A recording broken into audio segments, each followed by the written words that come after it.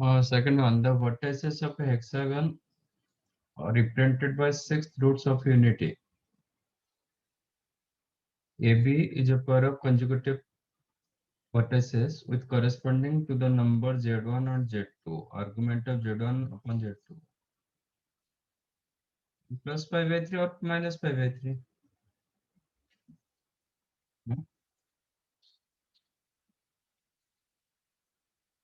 Six roots of unity का graphically क्या था?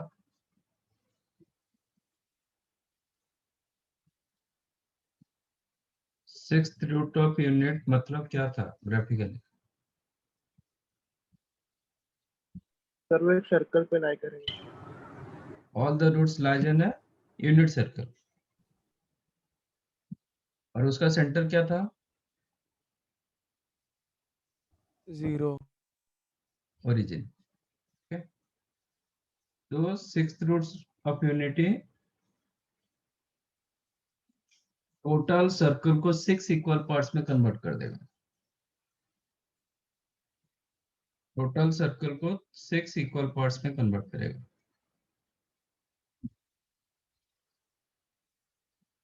है ना? This is your six roots of unity. ये आपका A1, A2, A3, A4 कोई ऐसा ले रहा है, नहीं तो कोई ऐसे भी दे सकता है. कोई एंटी क्लॉकवाइज घुमा सकता है, कोई क्लॉकवाइज घुमा सकता है.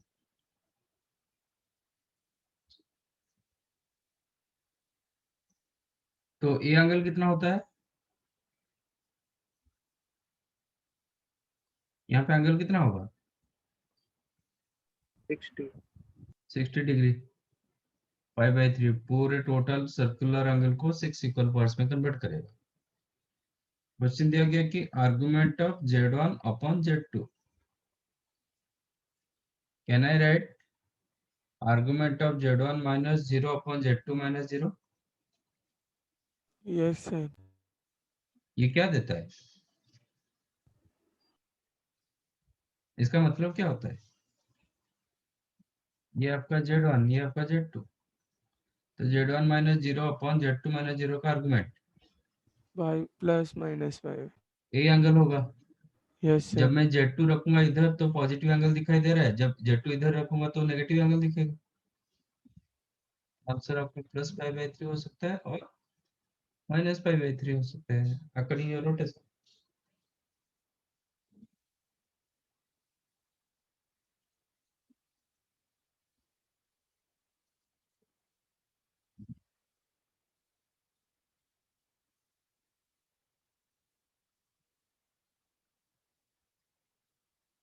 If omega 1, omega 2, omega 3 up to omega 12 with the 12th roots of unity, then the value of summation of omega 1, omega A, omega J, omega K.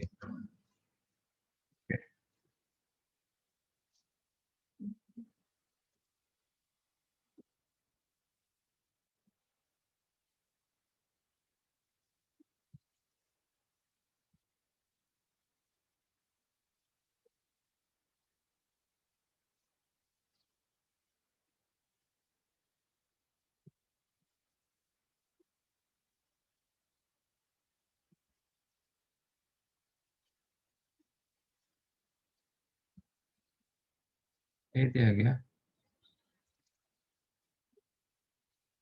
मैं इसको एक्सपांड करूंगा तो आप बताइए कितने सारे टर्म्स मिलेंगे?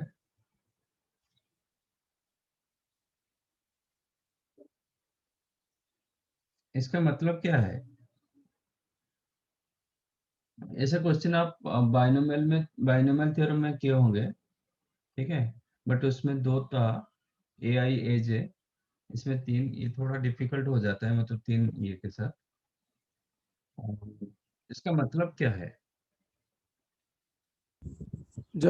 सर मतलब जब भी आई जे मल्टीप्लाई मतलब अंदर फिर के वो सारे दूसरे टर्म्स होंगे प्लस में. नहीं, I को जब मैंने 1 रखूंगा, J को 2 रखूंगा, K मेरा 3, 4, 5, 6 अप टू 12 तक होगा, so that I strictly less than J strictly less than K होगा. I को 1, ये 3 रखेंगे तो ये 4 से स्टार्ट होगा. ये जब मैं 4 रखूंगा तो ये 5 से स्टार्ट होगा। तो इसको मैं ओपन करूंगा तो how many terms you will get. इसको एक्सपांड करेंगे तो इसका कितने सारे टर्म्स होंगे।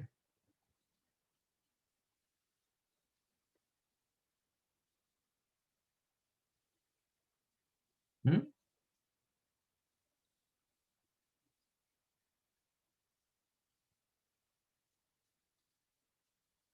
बताओ।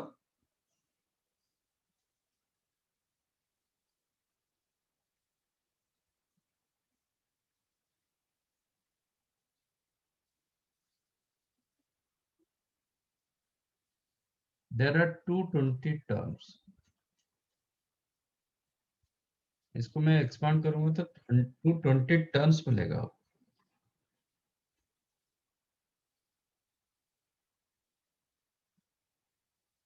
क्या मैंने यूज किया, मुझे कैसे पता चला कि 220 टर्म्स हो जाएगा।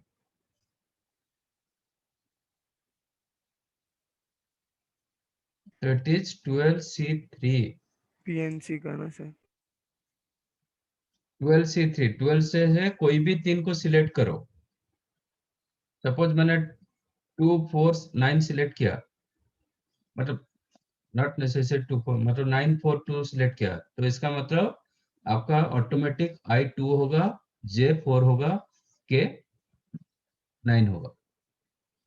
तो इनको अरेंज करना नहीं पड़ता है, इनका अरेंजमेंट एक ही अरेंजमेंट, क्योंकि वो इंक्रीजिंग ऑर्डर में रहता है, तो अरेंजमेंट एक ही होता है।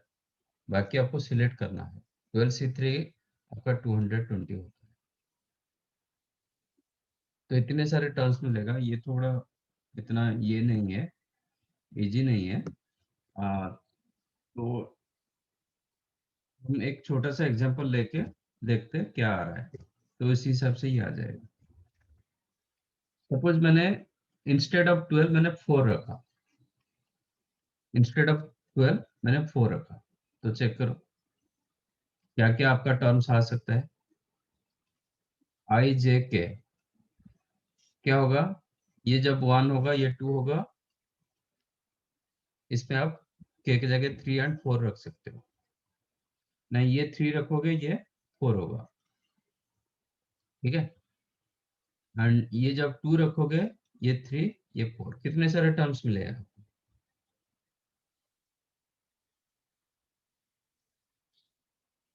इसमें कितने केसेस आपको मिले, 4 केस सर। 4 केसेस, इसका 2 इसका 1 1 4, 4C3 4 केसेस हो रहा है, ठीक है। आप 1 to 5 मतलब अप टू 5 रखेंगे, सॉरी 12 की जगह 5 रखेंगे, आपको 10 केसेस मिलेंगे 5C3। अच्छा, when I select instead of 12, इसको मैंने 4 कर दिया, इसका मतलब मेरा क्वेश्चन बन गया fourth roots of unity. Fourth roots of unit का रूट्स क्या होता है, फोर्थ रूट्स ऑफ यूनिटी उसका रूट्स क्या होगा।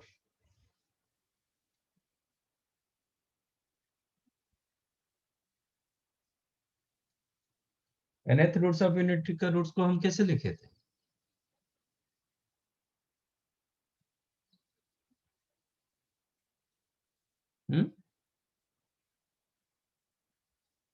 nth रूट्स ऑफ यूनिटी का रूट्स को हम कैसे लिखे थे। 1 alpha square yes, 1 alpha square से alpha n minus up to alpha raise to n-1। इसमें प्रॉपर्टीज क्या था, सम ऑफ रूट्स क्या था,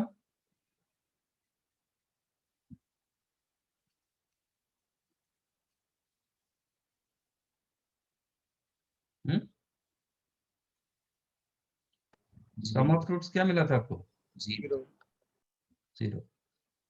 तो ये सब याद नहीं रखोगे तो फिर नहीं होता है ये चीज। तो फोर्थ रूट्स ऑफ यूनिटी को क्या लिखोगे,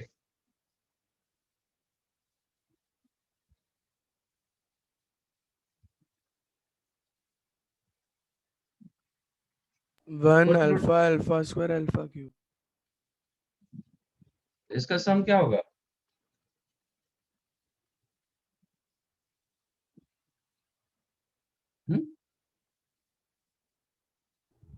इसका सम भी 0 होगा। तो ये जो 1 alpha alpha square alpha cube की जगह वो 1 ओमेगा 2 ओमेगा 3 ओमेगा 4 ऐसे रखा है। ठीक है, ये इसको ओमेगा 1 ओमेगा 2 ओमेगा 3 ओमेगा 4 रखा है कि क्या रखा है, वही फॉर्मेट में रखा है। इसका मतलब आपके पास ओमेगा, आप इसको omega omega square omega cube omega power 4 मान सकते हो, and because of fourth roots of unity omega power 4 कितना होगा, 1। 1 होगा। तो ये जो 1 था ना, ये ओमेगा पावर 4 का value 1 alpha alpha square alpha cube.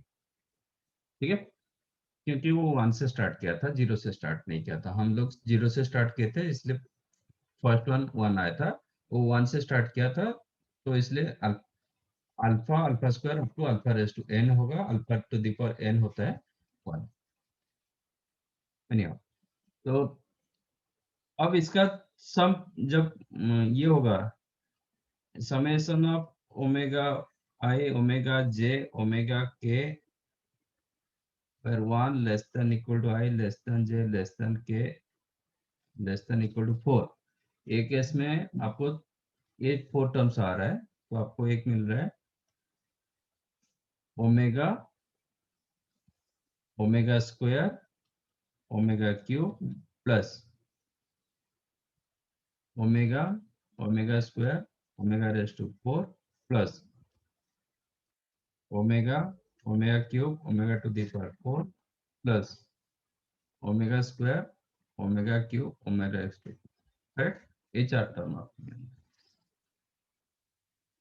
तो ये हो गया आपका ओमेगा पावर कितना,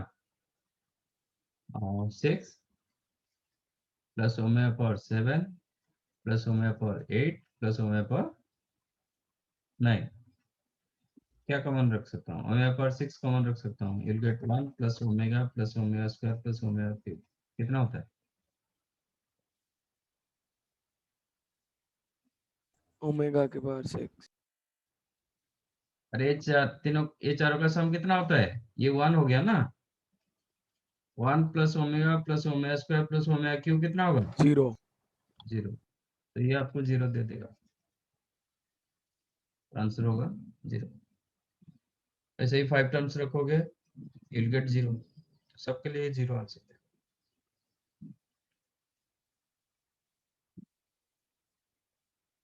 चेक करो इसका आंसर।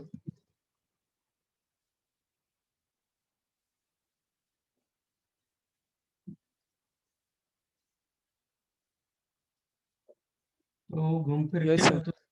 मतलब 1 प्लस ओमेगा मतलब 1 plus alpha square up to alpha to the power 11 तक आ जाएगा। you'll get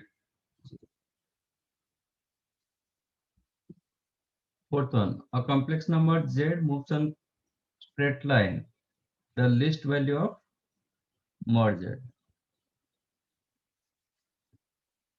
थोड़ा दिमाग लगाओ, नहीं होता ये क्वेश्चन, क्यों नहीं बना। आप थोड़ा ग्राफिकली सोचो, तब जाके होगा, नहीं तो नहीं होता ये।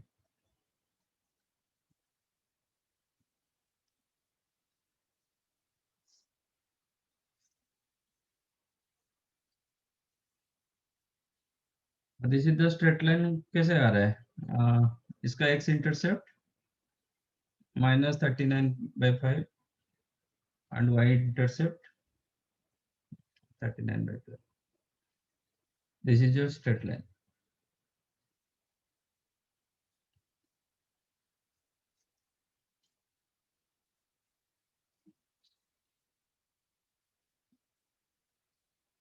ये लाइन के ऊपर जेड कहीं पे भी है, लाइन के ऊपर है। वो बोल रहा है कि least value of mod Z कितना होगा। मॉड जेड का मतलब क्या होता है, what is meaning of mod Z. Sir origin से लाइन तक का जो डिस्टेंस है वो। ओरिजिन से जेड जहां पे रहेगा उसका डिस्टेंस। तो आप जेड कहाँ पे रखोगे, आपका डिस्टेंस सबसे लिस्ट होगा ओरिजिन से। ये लाइन के ऊपर आप जेड कहाँ पे रखोगे, so that you will get least distance from origin. Perpendicular. Perpendicular distance is the least distance. बाकी सब उससे बड़ा डिस्टेंस होता है, और कुछ भी रखोगे ये हाइपोटेन्यूज होता है, ये सिर्फ एक हाइट देता है, बाकी सब हाइपोटेन्यूज जैसा होता है। आप इधर जेड रखोगे देन ये आपका लेंथ ऑफ परपेंडिकुलर, ये हाइपोटेन्यूज, हाइपोटेन्यूज का डिस्टेंस ज्यादा होता है, तो length of perpendicular always less distance. तो जस्ट ओरिजिन से आप परपेंडिकुलर ड्रॉ करो टू दिस लाइन, वही होगा आपका लिस्ट मॉड जेड। यहाँ पे जब जेड रहेगा दैट इज द ओरिजिन से ड्रॉ करेंगे तो कितना होगा 39/5 स्क्वायर प्लस 12 स्क्वायर का रूट ओवर। 3 आ गया ये। थिंक ग्राफिकली, तब जाके होता है ये।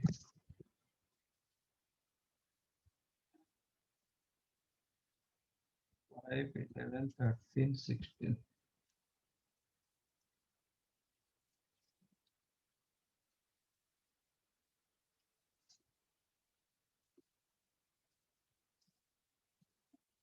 और straight line has a complex equation b conjugate z plus b z conjugate plus c equal to c, hence the intercept made by the line on imaginary axis.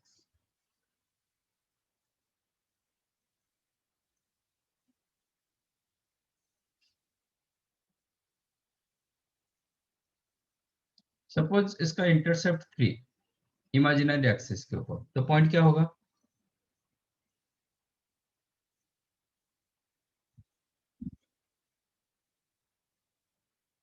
Point क्या होगा? 0,3. Z, Z क्या होगा? 0 + 3 आई। 3 है ना? Assignment. When z equal to 3i, then intercept on imaginary axis is the 3. Is that correct?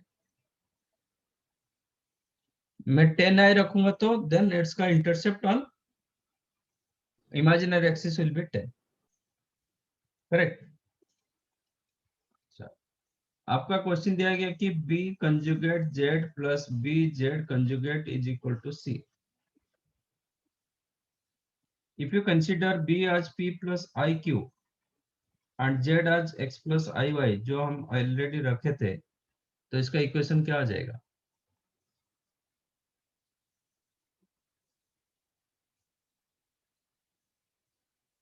हमारा equation of straight line आया था a z conjugate plus a conjugate z plus b is equal to 0। हम जब ए को p plus I Q रखे थे, Z को x plus आई Y रखे थे, तब हमारा इक्वेशन ऑफ स्ट्रेट लाइन क्या मिला था? 2px plus 2qy plus b. वही सब याद रखना पड़ेगा, नहीं तो आपका फिर ये नहीं बनता है। आपका इक्वेशन ऑफ स्ट्रेट लाइन ये मिला था 2px plus 2qy plus b equal to 0। तो अभी इसमें क्या होगा? वही 2px plus 2qy is equal to c होगा, क्योंकि ये प्लस बी ए साइड में था इसलिए प्लस बी आया था, इसमें राइट साइड में इक्वल सी दिया गया तो सी रहेगा। नहीं तो आप इधर रखोगे तो माइनस सी, तो माइनस सी के हिसाब से आएगा। तो this is the straight line. इसका वाई इंटरसेप्ट क्या है?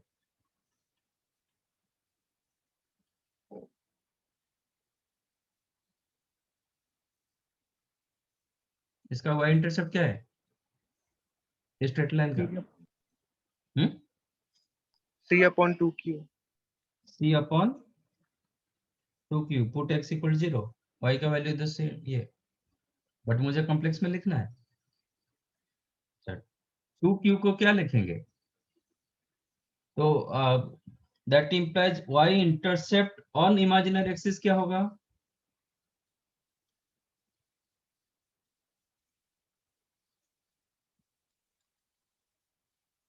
Sorry, intercept on imaginary axis, not y intercept. Intercept on imaginary axis क्या होगा?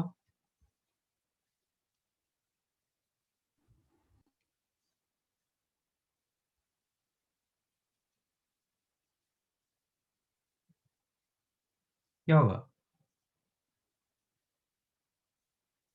C upon 2Q into I,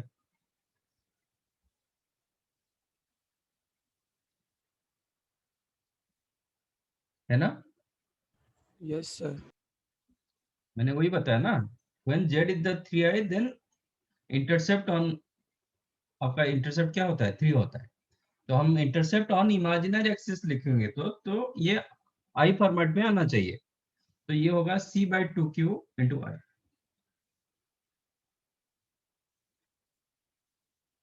can I right -C upon 2QI, एक आई मल्टीप्लाई डिवाइड कर दिया, ठीक है। आई मल्टीप्लाई डिवाइड करेंगे तो न्यूमरेटर -1 हो गया, ये 2QI मिला। 2QI को क्या लिखेंगे विथ रेस्पेक्ट टू बी?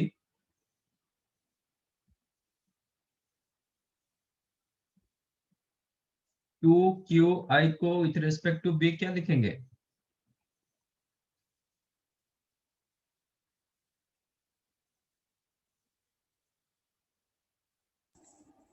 अच्छा, with respect to B and B conjugate क्या लिखेंगे? B minus B conjugate. B minus B conjugate, तो -C upon B minus B conjugate, और C upon B conjugate minus B. Option is there. Yes sir. समझाइए। हाँ sir.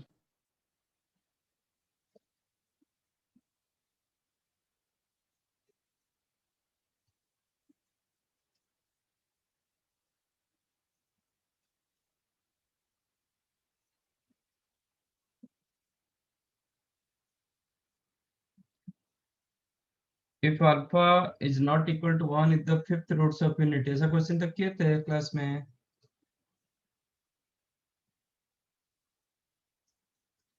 हम्म, ऐसा question हुआ था जो मैंने एक question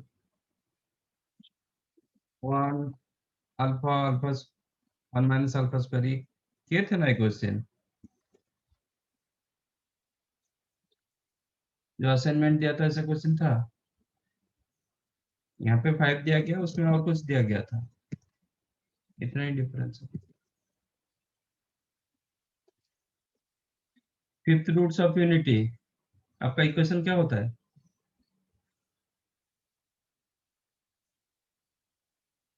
z raise to 5 is equal to 1। तो जेड इक्वेशन होगा z⁵ इक्वल टू 1 और -1 इक्वल टू 0, एंड इसका roots 1 alpha alpha square alpha cube alpha raise to 4। तो एक्सप्रेशन को कैसे लिखोगे?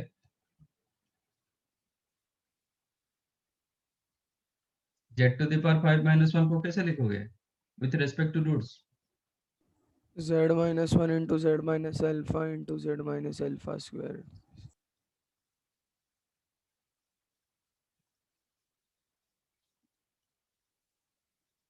है ना? z-1 को डिवाइड कर दो, तो z⁵ -1 upon z-1 is equal to z minus alpha into z minus alpha square z minus alpha cube z minus alpha raise to 4। तो इसमें z की जगह क्या चाहिए आपको? हम्म, जो क्वेश्चन दिया गया z की जगह क्या दिया गया? 1 minus alpha into 1 minus alpha square into 1 minus alpha cube into 1 minus alpha raise to 4, यही दिया गया। हाँ इसका सर। मतलब z की जगह 1 आ रहा है, तो use limit z tends to 1, क्योंकि इक्वल 1 के लिए 0/0 फॉर्मेट दे रहा है। Use limit z tends to 1, तो ये z⁵ minus 1 upon z minus 1 equal to क्या हो जाएगा? 1 minus alpha into 1 minus alpha square into 1 minus alpha cube into 1 minus alpha raise to 4। और इसका मैंने फॉर्मूला दिया था। ओके, तो नहीं आपका दिया है सर लिमिट ऐसा। x tends to a x power n minus a power n upon x minus a, क्या फॉर्मूला दिया था? It is n into a to the power n minus 1. Sir ऐसा नहीं दिया था। एक क्वेश्चन दिया था, इसका अल्टरनेटिव मैंने बताया था कि z to the power x to the power n minus a to the power n always divisible by x minus a. तो x power n minus a power n को आप ऐसे लिख सकते हो, x minus a into x power n minus 1 plus x to the power n minus 2 into a plus x to the power n minus 3 into a square, ऐसा format में लिखा जाता है। तो इसको डिवाइड करेंगे तो आपको ये पार्ट मिल जाता है, बताया था क्योंकि ऐसा क्वेश्चन एक था। तो x to the power 5 minus 1 upon x minus 1 और x to the power 5 minus 1 you can write x minus 1 into x to the power 4 plus x cube plus x square plus x plus 1. That implies x to the power 5 minus 1 upon x minus 1. आपको ये मिल जाता है, limit x tends to 1 डालेंगे तो ये 1 plus 1 plus 1 plus 1 plus 1 5 दे देता है। तो इसका जो वैल्यू होगा, और यहाँ पे भी यूज करोगे क्या मिलेगा, what is the a here, ये दोनों को कंपेयर करोगे तो a की जगह क्या है, 1 है। ए की जगह जब 1 होगा तो ये एंड एन की जगह 5 है, तो 5 इंटू 1 टू दी पावर 4, तो आपका आंसर ये 5 होता है। जो ब्लू वाला मैंने असाइनमेंट दिया था, ऐसा एक क्वेश्चन था उसमें, ब्लू की ग्रीन कलर का जो असाइनमेंट दिया था उसमें।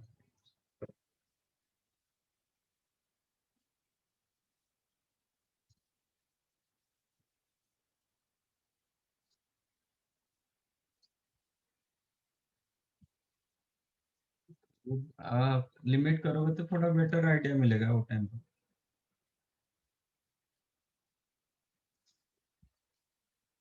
If mod z equal to 2, then maximum value of z cube plus z minus 5 का mod.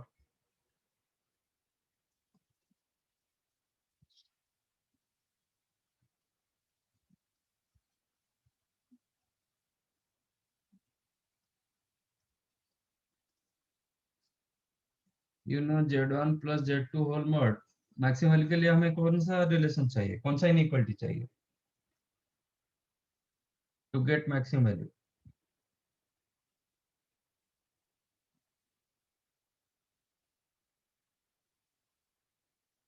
कौन सा इनइक्वालिटी लगाना चाहिए? So less than equal to mod z1 plus mod z. Less than equal to relation लगाना चाहिए। तो if I say x value less than equal to 100, then 100 इसका क्या होगा, मैक्सिमम वैल्यू होगा। तो मैक्सिमम वैल्यू के लिए आपको लेस देन इक्वल टू चाहिए एंड मिनिमम के लिए greater than equal to relation चाहिए। तो you know z1 plus z2 whole mod less than equal to mod z1 plus mod z2, whether it is plus or minus. So this one you can write z cube mod plus z mod plus 5 का mod लिखो कि minus 5 का mod।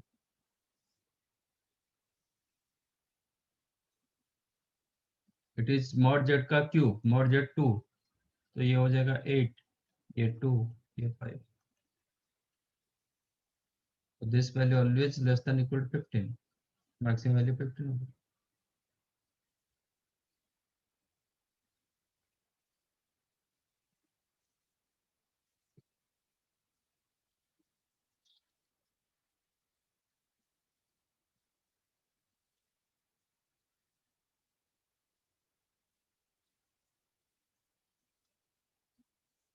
ये 4 plus 6 है b,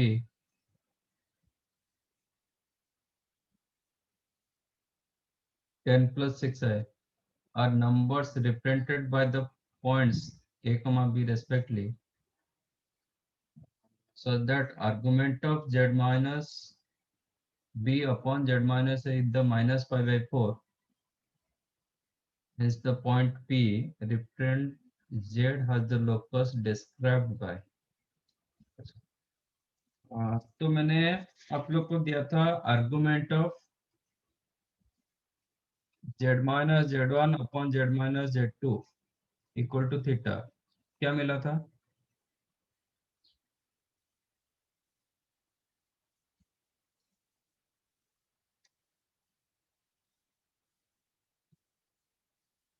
ये आपको क्या मिला था?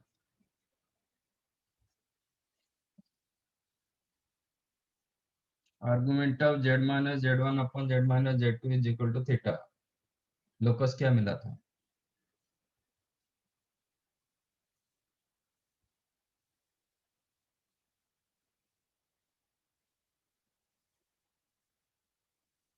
हम्म,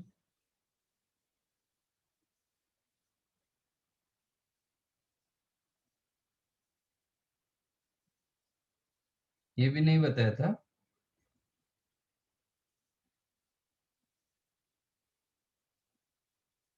बताया था कि नहीं बताया था?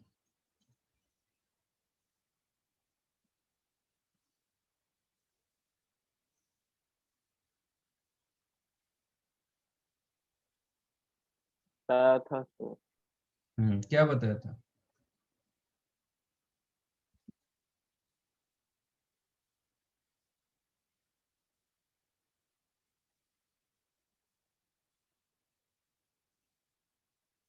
तो नहीं याद रखोगे तो फिर कैसे होगा?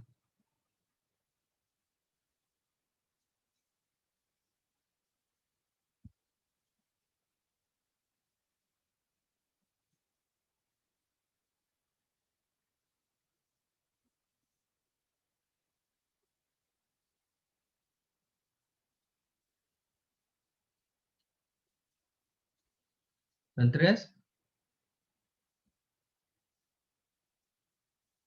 क्या बताया था?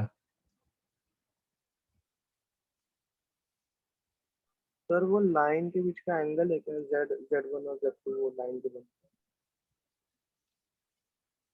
एक इसका बताया था, ऊपर से इसका कंडीशन के साथ भी बताया था, मतलब थीटा इसके अंदर रहेगा तो क्या होगा, फिर दो तीन कंडीशन के साथ भी बताया था। सर अच्छा हाँ टेक्निक सर, हाँ वो सेगमेंट वाला कुछ अपना सर्कल का बताया था, हाँ। हाँ, it is the segment of the circle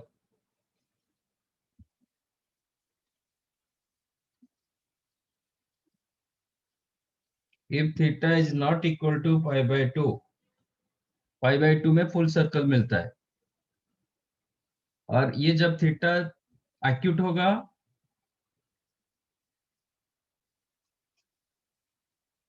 if theta lies in between zero से लेके पाई बाय टू, तब क्या मिलता था?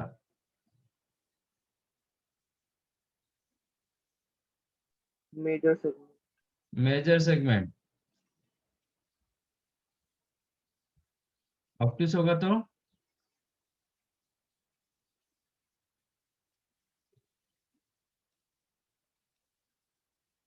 Minor segment.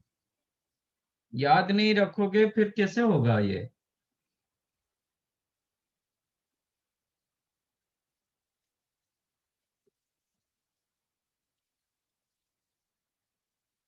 आपके लिए कॉम्प्लेक्स पूरा न्यू है, तो मैंने पहले से बताया था, इसको ठीक से समझो, ठीक से करो, नहीं आप, अदरवाइज आपके लिए कॉम्प्लेक्स फिर भारी पड़ेगा।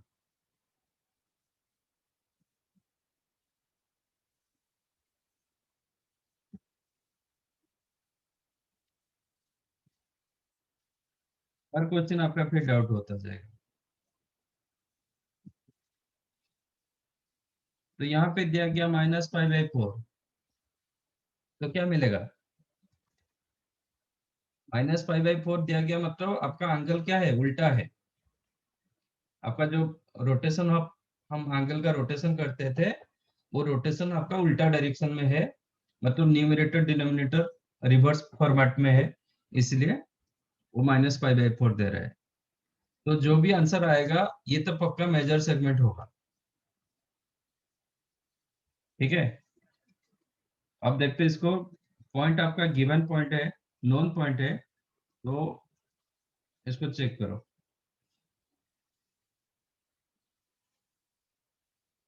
पॉइंट ए पॉइंट दिया गया आपका 4,6,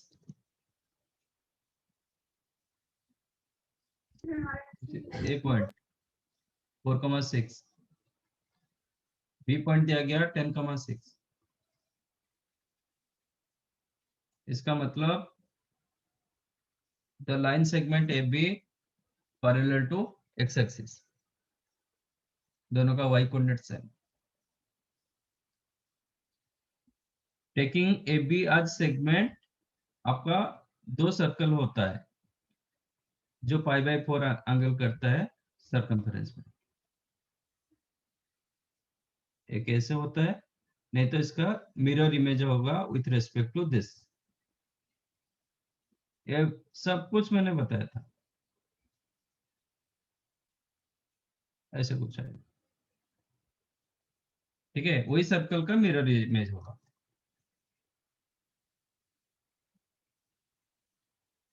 बट मिरर कौन बन जाएगा? ए बी आपका मिरर बनेगा। ऐसे दो सर्कल आपको मिलेंगे। तो जो मेजर सेगमेंट के ऊपर π/4 एंगल कर रहा है, तो आपका जेड इधर होगा तो ये एंगल आपका π/4 दिया गया, मतलब -π/4 दिया गया। ठीक है, आपका क्वेश्चन दिया गया कि argument of z minus B upon z minus a, ये आपका बी, ये ए। तो z minus B upon z minus a rotation proper की इम्प्रॉपर है? Z minus B upon z minus a, ये प्रॉपर की इम्प्रॉपर है? इसका एंगल पॉजिटिव एंगल आएगा कि नेगेटिव एंगल आएगा?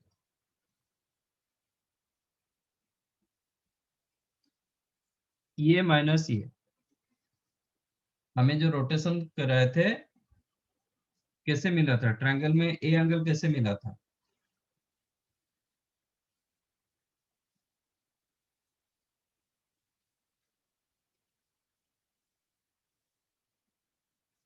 बी एंगल कैसे मिला था?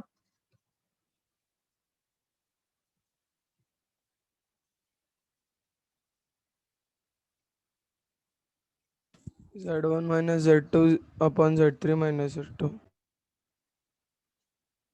मतलब Z1 minus Z2 upon Z3 minus Z2, ये आपको एंगल दे देता है। Argument sir. तो वो कौन बोलेगा? हाउ टू गेट एंगल ए?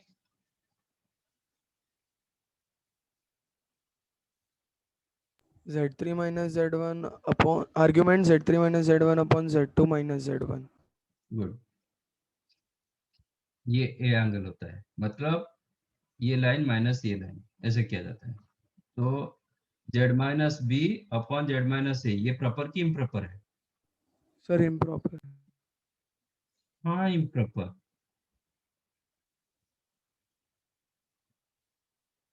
आपका पहले ये होगा देन ये होगा ना। आप खुद बताए Z3 minus Z1 upon Z2 minus Z1 बोलो कि Z1 minus Z3 upon Z1 minus Z2 बोलो। हाँ सर सेम है, सॉरी। तो ये प्रॉपर, तो यहाँ पे आपको पॉजिटिव एंगल मिलता है। प्रॉपर मतलब आपका rotation proper, anti clockwise rotation. तो here you will get positive angle. तो इसका मतलब आपका ए सेगमेंट के ऊपर जेड नहीं है। ए सेगमेंट के ऊपर कहीं पे भी जेड रखोगे वो π/4 देगा। यहाँ पे चेक करो, suppose z is here,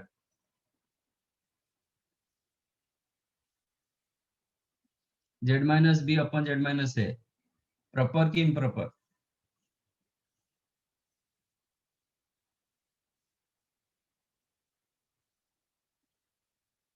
z minus B और B minus z upon A minus z, is it proper और प्रॉपर है इम्प्रॉपर? सर। प्रॉपर रोटेशन की इम्प्रॉपर रोटेशन?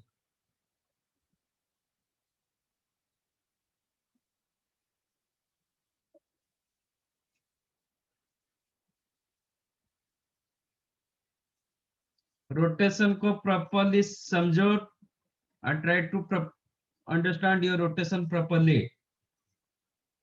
बी एंगल कैसे मिलता है? Argument of upper line minus lower line, argument of Z1 minus Z2 upon Z3 minus Z2 आप ये B मानो ना, तो if you consider this one as B, तो अपर कौन होना चाहिए, ए की बी वाला? ए वाला। ये अपर होगा।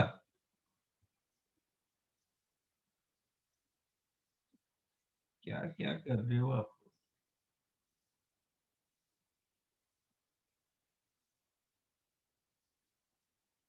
इसको घुमा के इधर लाओ ना, ये ट्रायंगल को इधर लाओ। आप बी पॉइंट को इधर रखोगे तो ए पॉइंट कहाँ पे रहेगा, मतलब इसका ए पॉइंट कहाँ पे रहेगा, ए के साथ रहेगा कि सी के साथ, मतलब बी के साथ होगा?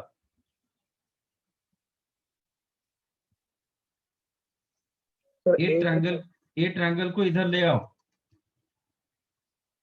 मैं बी को ए पोजीशन पर लाऊंगा, बी को ए पोजीशन पर लाऊंगा, तो आपका ये जो Z1 ए के ऊपर आएगा कि सी के ऊपर आएगा, मतलब बी के ऊपर आएगा?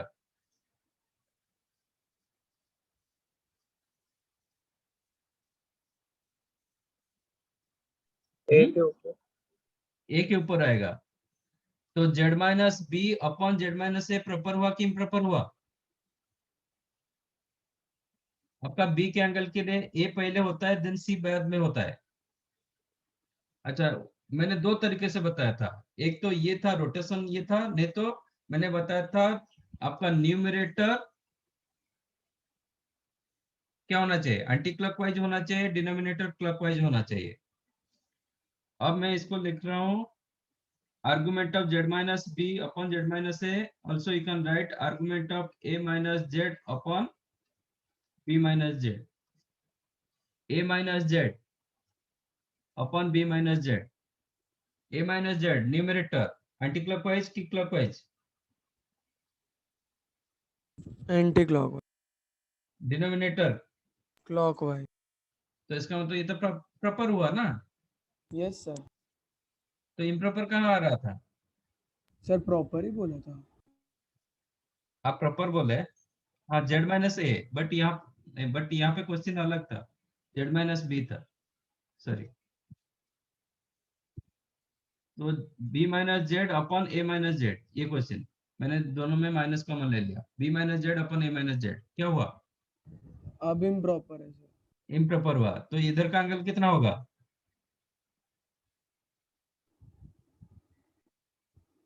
नेगेटिव होगा सर, नेगेटिव होगा, तो ये -π/4 होगा। तो आपका जेड इधर रहेगा भी, वो एंगल आपको -π/4 देगा, बिकॉज ऑफ रोटेशन। इधर जेड होगा भी, ये भी angle pi, actually angle π/4, but rotation के हिसाब से ये -π/4 दे रहा है। तो एनी हाउ वो मेजर सेगमेंट के ऊपर ही रहेगा, दैट इज क्लियर। अब दो तरीके से वो पूछ रहा है, ये तो नहीं होगा, बी और सी दोनों मेजर वाला, कंप्लीट वाला तो सर्कल नहीं होगा। बी में बोल रहा है कि a major arc of a circle on the non origin side of A B. Second में सी वाला बोल रहा है कि ओरिजिन साइड में। तो ये जो सेगमेंट मिला, वो ओरिजिन के साइड में है कि ओरिजिन में नॉन ओरिजिन साइड में है? आपका आंसर ये मिला, ये पोर्शन मिला आपका आंसर। तो वो जो सेगमेंट आपका ओरिजिन साइड में है कि ओरिजिन के अपोजिट साइड में है? ये जो line with respect to this line, with respect to this line origin A side में है, ए साइड में ओरिजिन नहीं है, तो आपका आंसर क्या होगा? ओरिजिन के साइड में मिला। ओरिजिन के साइड में होगा, तो आंसर होगा c, a major arc of the circle on the origin side of a. ये ए बी साइड है, ए बी साइड के ये साइड, ये पोर्शन होगा ओरिजिन साइड, ये होगा नॉन ओरिजिन साइड। समझा? हाँ सर। रोटेशन रोटेशन प्रॉपरली करो, नहीं तो ये होगा आपका हमेशा पॉजिटिव नेगेटिव ऐसे करते जाओगे।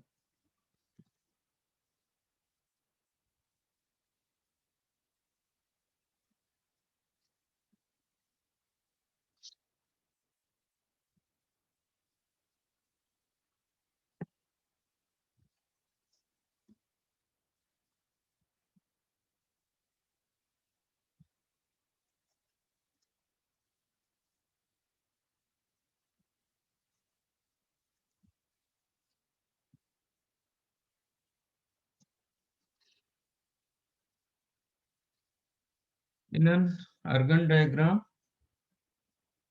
consider the point 2 comma 3 2 plus 3i minus 1 plus 2i c 5 plus i. P is a point in the plane so that p square plus pb square plus pc square is the least. अच्छा, least value आप याद रखो, centred में ही मिलता है, इसका centred ले लो, you will get list.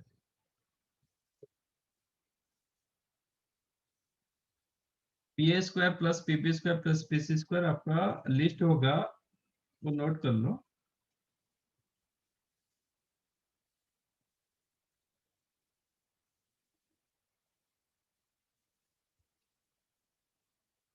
if p be the uh, if p is the point somewhere, so pa square plus pb square plus pc square list if p be the centered. Centred होगा तो least होगा।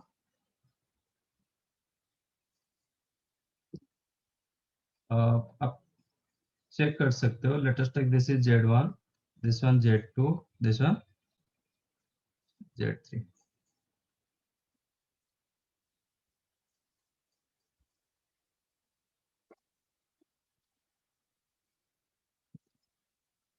तो P square का मतलब क्या होगा?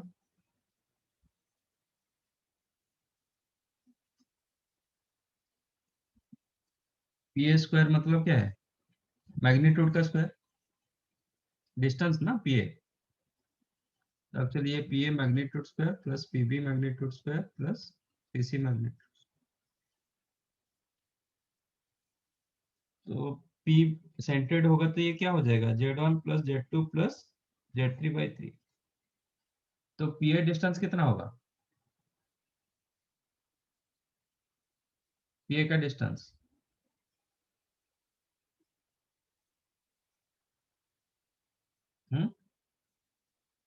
Z1/3। ये का डिस्टेंस Z1/3 होगा।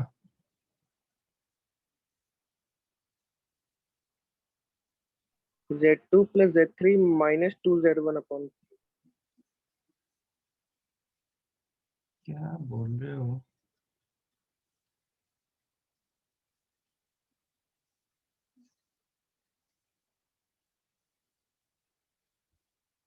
लाइक पीबी का होगा क्या है? ए के लिए -2Z1 और 2Z2 माइनस होगा, तो Z1 plus Z3 minus 2Z2/3 इसका स्क्वायर।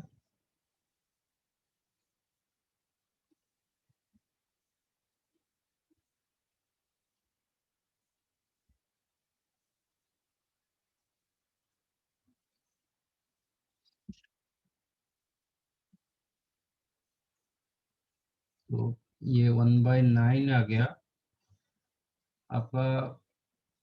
ये जो Z1 plus Z2 minus Z3 और 2Z3, इसका मॉडुलर स्क्वायर कितना होगा?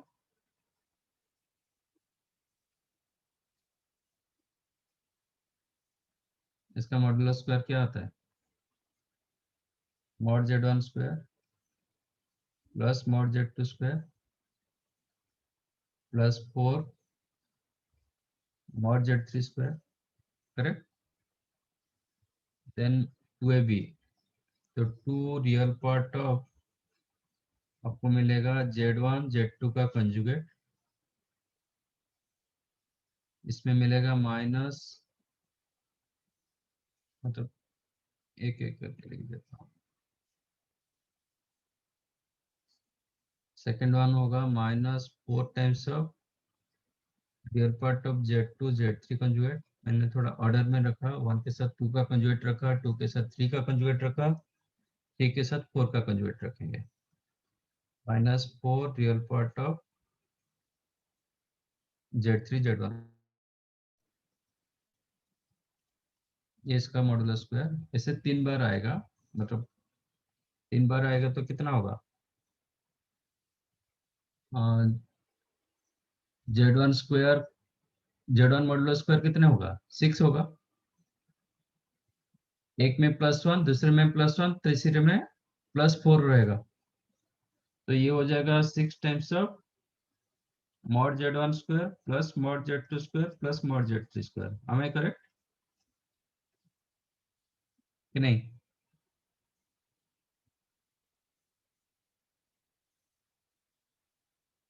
समझा कि नहीं? हाँ सर समझ गए। अच्छा, बाकी ये में क्या आएगा? फर्स्ट वन में मिला z1 z2 का कंजुगेट 2 टाइम्स 2 3 आपका ये 4 4। सेकंड केस में क्या होगा? मतलब ये हो गया आपका। सेकंड केस में क्या होगा? 2 टाइम्स ऑफ 1 2 देन 2 3 होगा z2 z3 का कंजुगेट, बाकी दोनों माइनस में होगा 4 टाइम्स 2 3 देन 3 1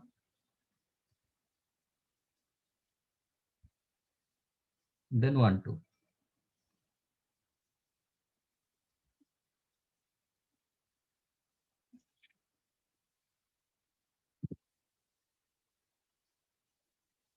ठीक है। एंड थर्ड केस में क्या होगा? मतलब ये 1 2, इसका मतलब 1 2 क्या रहा? 1 2 कंजुगेट प्लस देन आपको मिला ये 2 टाइम्स देन 4 टाइम्स ऑफ आपका 2 3 conjugate then 4 times of 3 1 conjugate. Second case में मिलेगा 2 into 1 2 word 2 3 conjugate then 4 times of other 2 3 1 conjugate -4। मतलब ये मैं साइक्लिक ऑर्डर में घुमा रहा हूँ और कुछ नहीं। 1 2 2 3 3 1 देन 2 3 3 1 1 2 देन 3 1 1 2 2 3। You got my point? मैं से कैसे किया इसको? साइक्लिक ऑर्डर में इसको घुमाया और कुछ नहीं। तो आफ्टर सिंप्लीफिकेशन आपको क्या मिलेगा? ये 1 2 कितने बार आ रहा है? एक बार +2 आ रहा है, दो बार -4 आ रहा है। तो क्या मिलेगा आपको? -6 times of real part of z1 z2 conjugate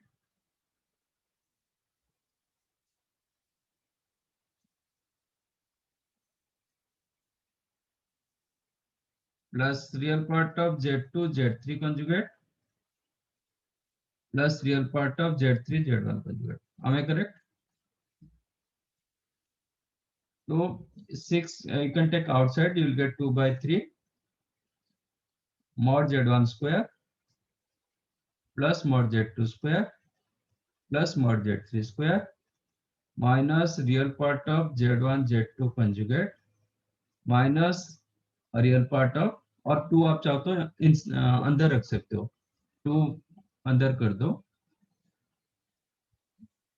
तो 2 real part of z2 z3 conjugate minus 2 real part of z3 z1 conjugate. ये आपको क्या देता है? आप सोचो कि 2 real part of z1 z2 conjugate like 2ab। It is like ऐसे आपको मिल रहा है कि 2a square plus 2b square plus 2c square minus 2ab minus 2bc minus 2c। ये आपको क्या दे रहा है? क्या देता है ये?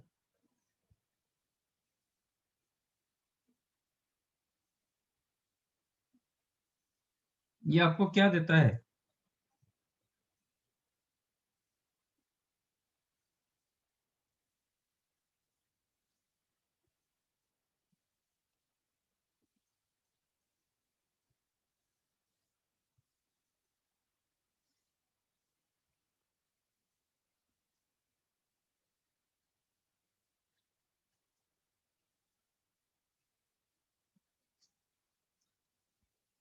ये आपको क्या देता है? सर a माइनस बी का square plus b minus c का square plus a minus b का।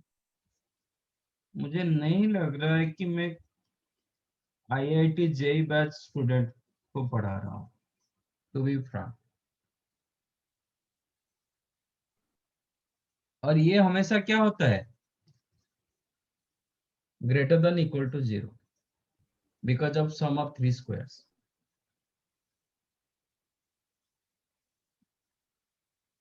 तो लिस्ट वैल्यू इधर से ही मिलेगी। तो ये सब छोड़ दो, आप ये कर दो, एक नोट कर दो, P A square plus P B square plus P C square least if P be the centred. क्योंकि हम इसको रिवर्स में यहाँ से रिवर्स लेके करेंगे, पी स्क्वायर का सम का लिस्ट वैल्यू 0 होता है, तो यहाँ से आपको सेंटर्ड का पॉइंट मिल जाता है। रिवर्स में जाओगे तो सेंटर्ड का पॉइंट मिलता है। तो टू गेट दिस ये लिस्ट वैल्यू आपका पॉइंट पी सेंटर्ड होना चाहिए। तो एक केस में आपका जो पॉइंट था ना 2,3, ए था 2,3, बी क्या पॉइंट था -1,2, आपका सी पॉइंट था 5,1। तो इसका सेंटर्ड कितना होगा 2 - 1 + 5,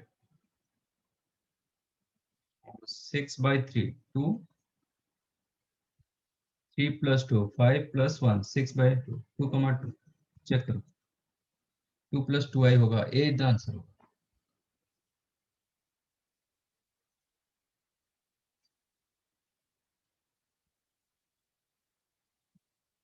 समझा ये? हाँ सर। वो चीज को नोट करके रखो, whenever p be the center then p square plus pb square plus pc square आपको लिस्ट वैल्यू देता है। तो जो भी ट्रायंगल दिया गया उसका सेंटर निकालो।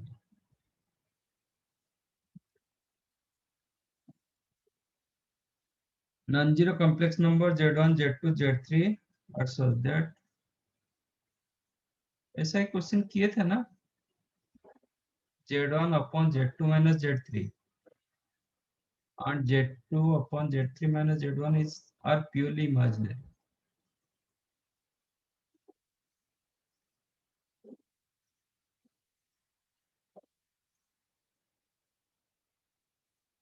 अच्छा,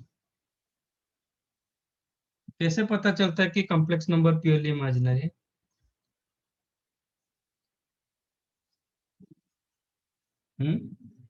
real part 0।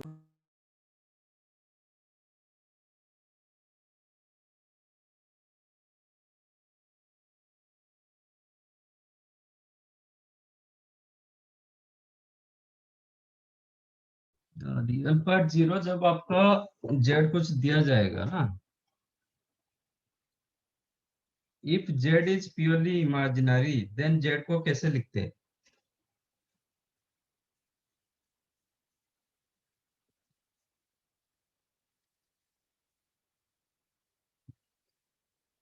Real part 0, that is correct. But हम कैसे लिखेंगे इसको, z को कैसे लिखेंगे, मतलब z को क्या बोलेंगे, z एंड z कंजुगेट का क्या रिलेशन होगा?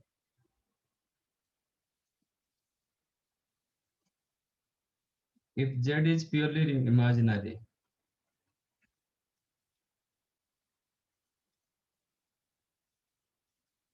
देन z कंजुगेट के क्या रिलेशन होता है? दोनों का सम 0 होगा।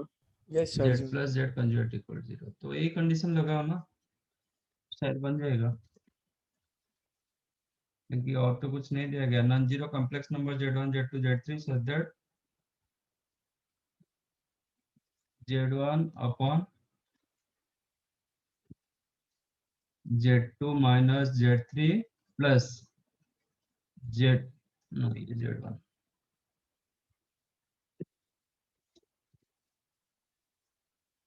plus z1 conjugate upon z2 conjugate minus z3 conjugate, है ना? ये 0 होगा। तो इसका टोटल कंजुगेट को मैंने इंडिविजुअल कंजुगेट कर दिया। समझा? तो आपको क्या मिलेगा, Z1 Z2 conjugate minus Z1 Z3 conjugate plus Z1 conjugate Z2 minus minus Z1 conjugate Z। became 0। अच्छा, एक दूसरे का कंजुगेट होता है, ये चेक करो।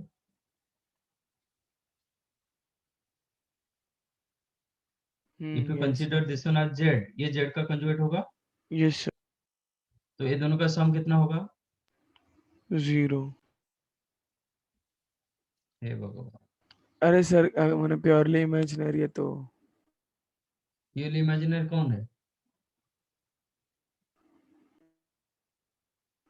अगर Z प्योरली अरे ये प्योरली इमेजिनरी था, ये क्यों प्योरली इमेजिनरी होगा? क्या कर रहे हो?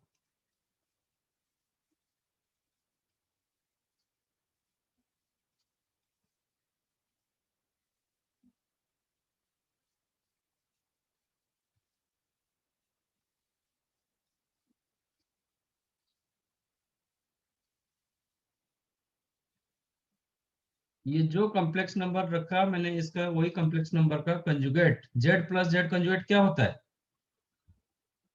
2 times real part of That implies 2 times of real part of Z1 Z2 conjugate plus 2 times of real part of Z1 Z3 conjugate और Z3 Z1 conjugate वो भी ले सकते हो, equal to 0। Similarly second case भी और एक दिया था ना, Z2 upon Z3 Z1,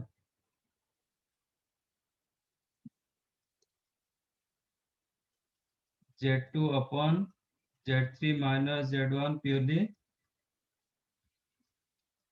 imaginary, implies क्या मिलेगा? मतलब 2 आप कॉमन लेके लिख सकते हो, real part of Z3 conjugate plus real part of Z1 Z2 conjugate equal to 0। आप ये इसको भी लिख सकते हो, रियल पार्ट ऑफ,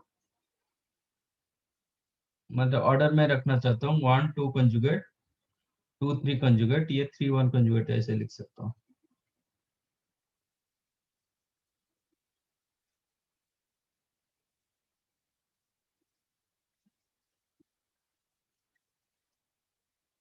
बट ये दोनों से आपको क्या मिल रहा है? एक ही दे रहा है ना, ये जो रिजल्ट था ये तो वही रिजल्ट आया, ये आया 1 2 1 3, नहीं इसमें 2 3 मिला, सॉरी 1 2।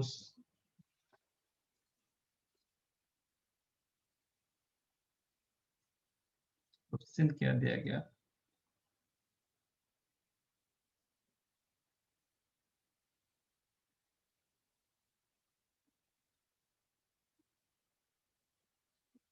अच्छा अच्छा, रुको, Z1 माइनस 0, ये ऐसा फॉर्मेट में नहीं आ रहा है।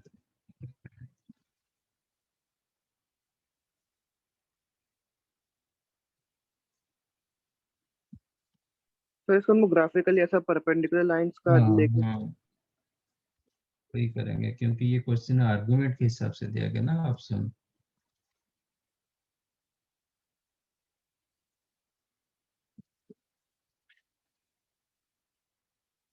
Z1 upon Z2 minus Z3, ये लिख सकता हूँ।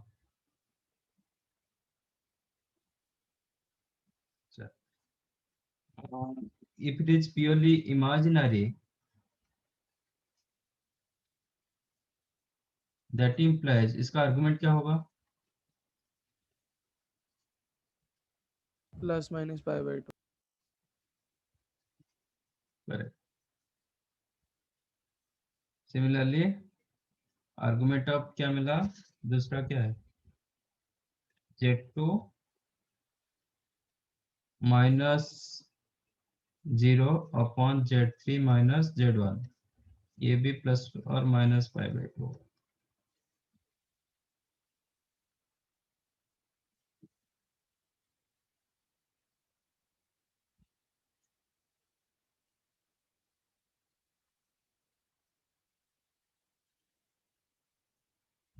तो ये आपका एक सर्कल देता है।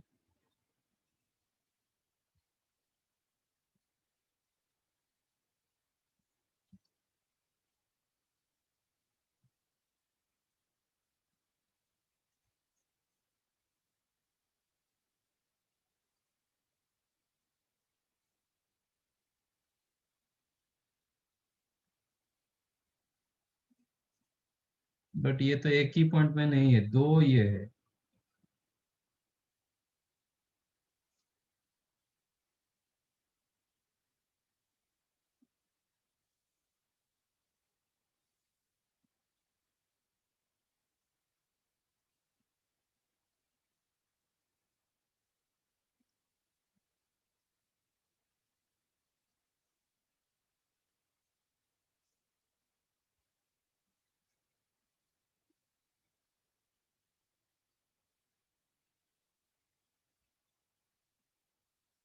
Z2 minus 0 upon Z3 minus 1। ये भी कैसे 90 डिग्री होगा?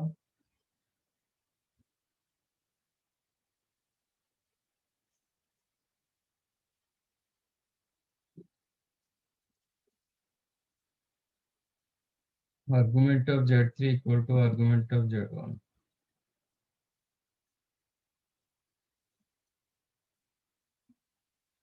तब होगा क्या?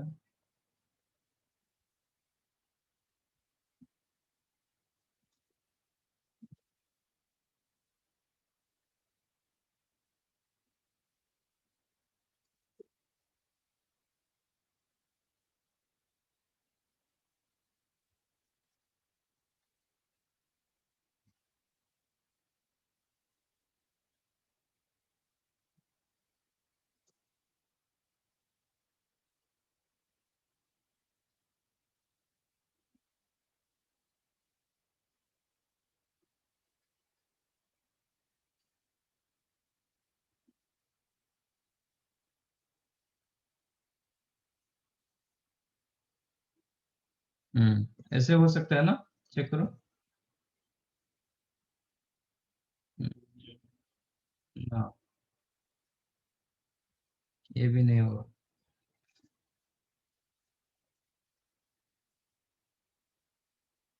Mod Z3 equal to mod Z1। Argument of Z1 plus argument of Z2 equal to 0। नहीं, आर्गुमेंट ऑफ Z3। अच्छा, ये दोनों रुको रुको रुको, माइनस करो ना, ये आ जाएगा। छोड़ो।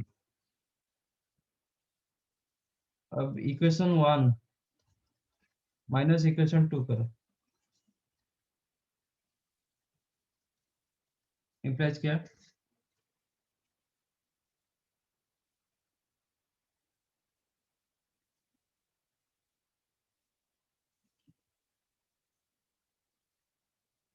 क्या मिलेगा?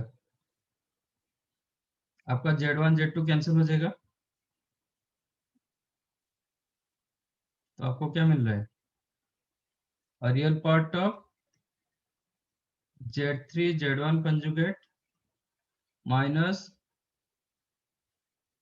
Real part of Z2 Z3 conjugate become 0।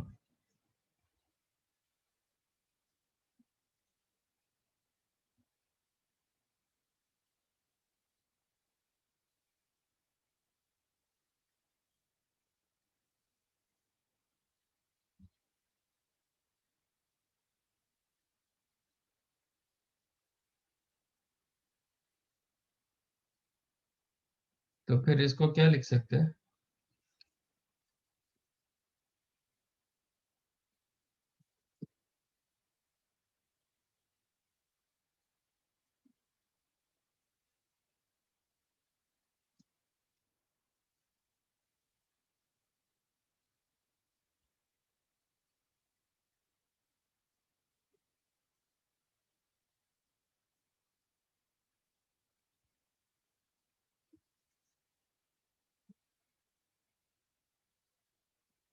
एक मिनट लग रहा है यहाँ से। Is D the answer?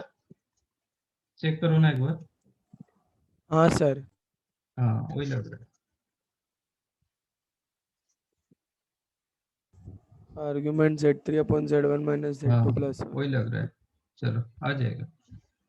z1 upon z2 minus z3 plus z1 conjugate upon z2 conjugate minus z3 conjugate, है ना, इक्वल टू 0।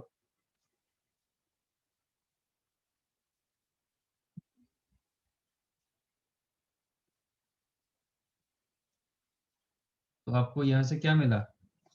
ये मिला z1 z2 conjugate minus z1 z3 conjugate plus z1 conjugate z2 minus z1 conjugate z3 equal to 0। Second में क्या था? Second z2 z3 z1 z2 z3 minus z1 plus z2 conjugate z3 conjugate minus z1 conjugate equal to 0 implies आपको मिलेगा z2 z3 conjugate minus z2 z1 conjugate plus z2 conjugate z3 minus z2 conjugate z1 equal to 0। ये दोनों को plus करो कि minus करो? क्या करेंगे? क्या करने से कैंसिल होगा? कोई टर्म सिमिलर है?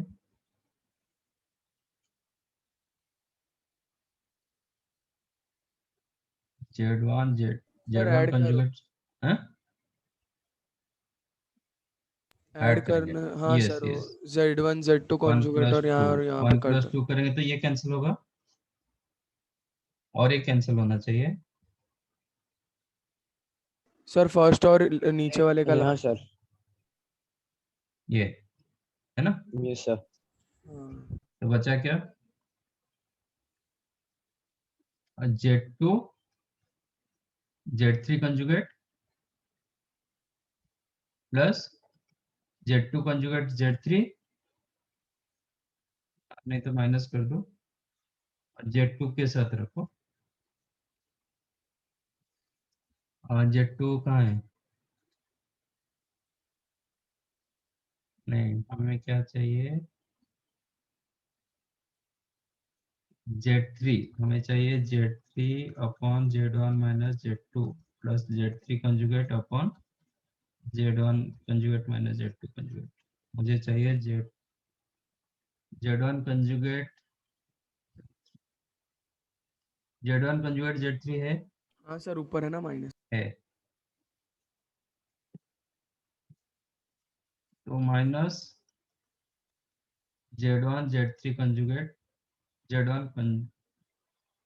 मुझे चाहिए z1 conjugate z1 conjugate z3, yes. Then चाहिए z2 conjugate z2 conjugate z3 plus में है, करेक्ट। देन चाहिए z1 z3 conjugate z3 minus में है, then z2 z3 conjugate, correct.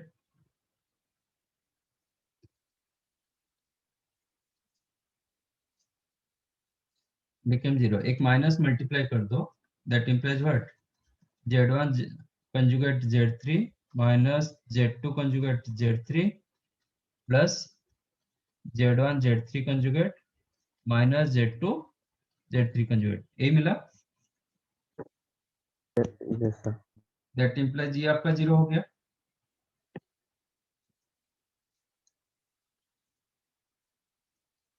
और ये जब 0 होगा तो क्या होगा?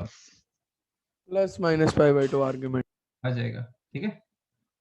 That implies z3 upon z1 minus z2 is purely imaginary. That implies argument of z3 upon z1 minus z2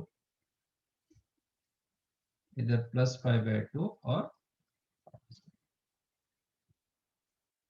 तो ये रियल पार्ट छोड़,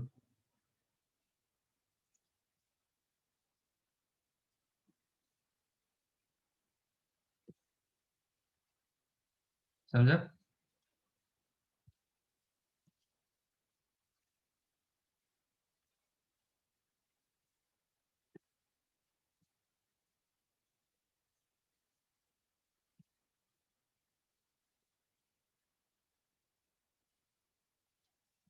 ऐसे right.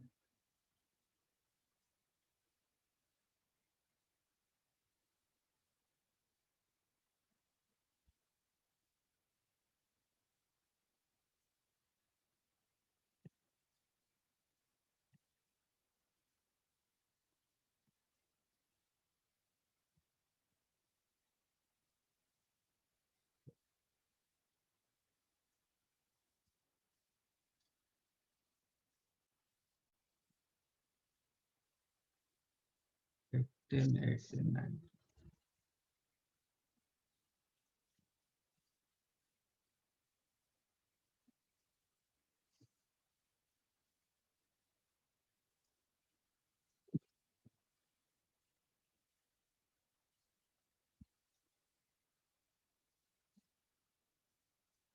Inscribed in the circle mod z equal to 1 triangle ABC where ABC, okay, reprint. The orthocenter of triangle ABC is what?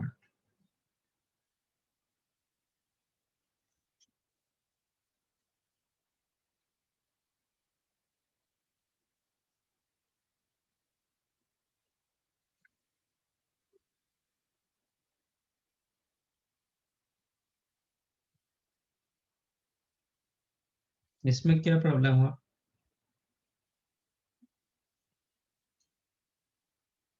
हम्म?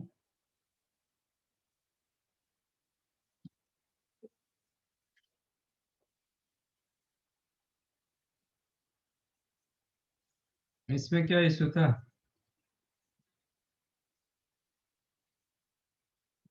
ये आपका circle है और एक circle sorry triangle inscribe हुआ है ABC.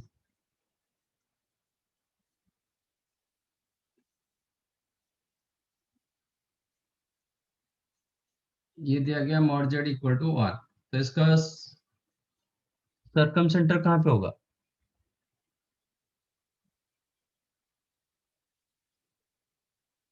What is the circumcentre of the circle? origin. Origin.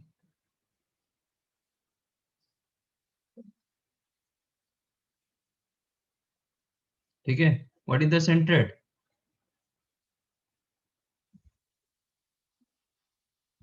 Triangle का centroid क्या है ना? a plus B plus C by 3। आपका ऑर्थो सेंटर पूछ रहा है, you know O G H are collinear and G divides OH in which ratio?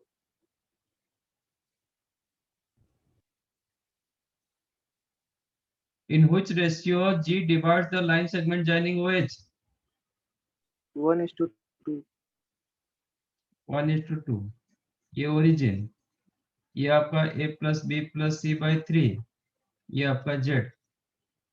मुझे z चाहिए, डालो इंटरनल डिवीजन। तो 1 into z plus 2 into 0 upon 1 plus 2 is equal to a plus B plus C by 3। तो z क्या हो गया? a plus B plus सी।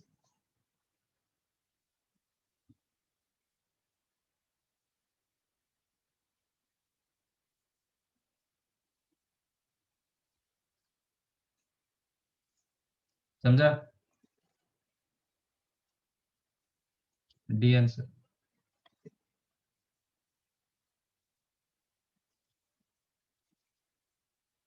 तो complex number एक ऐसे चैप्टर है जो सब कुछ इन्वॉल्व हो जाता है। इसमें कोऑर्डिनेट आ जाता है, ट्रिको आ जाता है, सर सी आई स्केल अलजेब्रा आ जाता है, सब कुछ आ जाता है। सर क्वेश्चन 10 में हाँ, alpha is equal to C I S 2 pi by 7। क्या बोल रहे हो? क्वेश्चन 10 में alpha is equal to C I S 2 pi by 7। C I S का मतलब cos cos theta and sine, मतलब ये जो अल्फा होगा cos 2 pi by 7 plus i sine 2 pi by 7।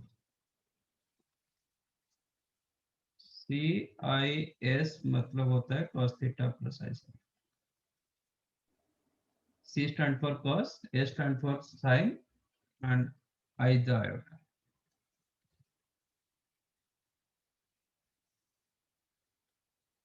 Sir इसे सिस थीटा बोलते हैं ना? Sixth. 18. In an Argand plane, consider the transformation defined below. A reflection in the line, a real Z is equal to imaginary.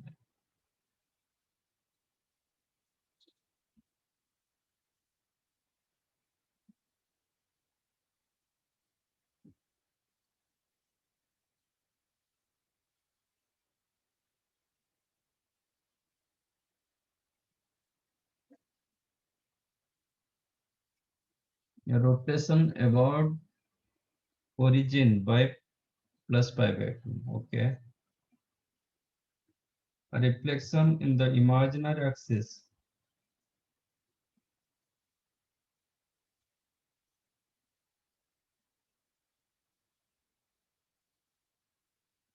T1 is the reflection.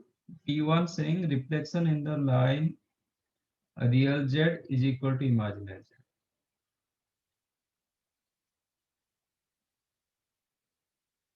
Real Z मतलब क्या होता है?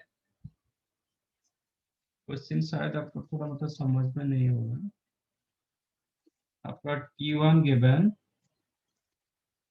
a reflection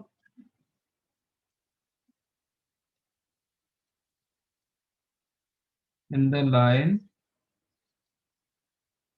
a real Z is equal to imaginary Z। इसका मतलब क्या है? Real Z मतलब x, imaginary Z मतलब y। x equal to y के हिसाब से रिफ्लेक्शन हो रहा है।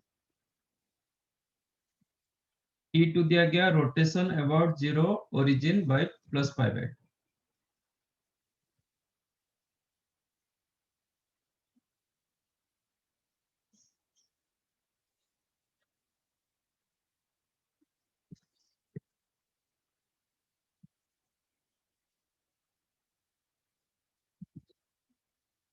और reflection in the imaginary axis, reflection in the y axis. मैं इसको कोऑर्डिनेट में कन्वर्ट किया, ठीक है। तो reflection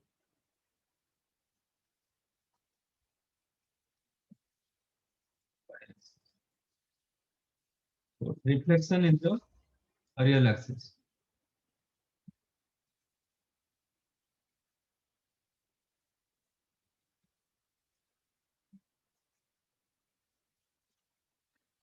So the transformation T1 is equivalent to the composite of Z।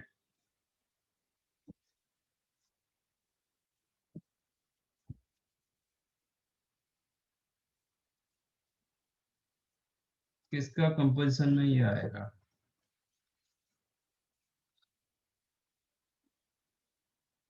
Reflection in the line reflects the transformation T1 is equivalent to composite of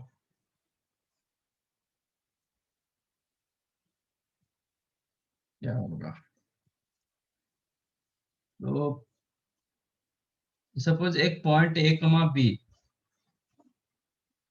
इसके हिसाब से क्या होगा? इसका आंसर क्या होगा? Reflection on the line x equal to i, A B क्या transform होगा? B, A।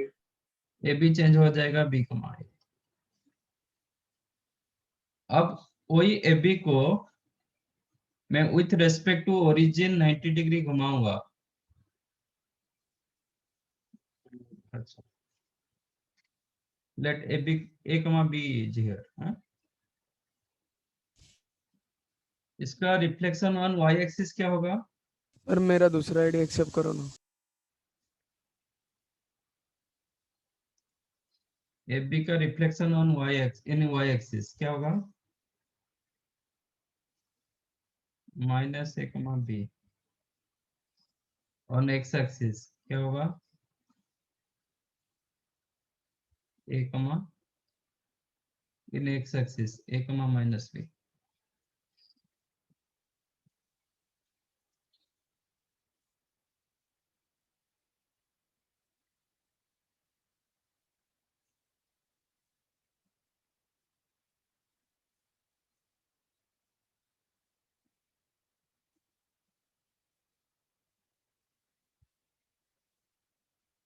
इसको 90 डिग्री घुमाएंगे, 90 डिग्री घुमाएंगे तो इसका पॉइंट क्या होगा?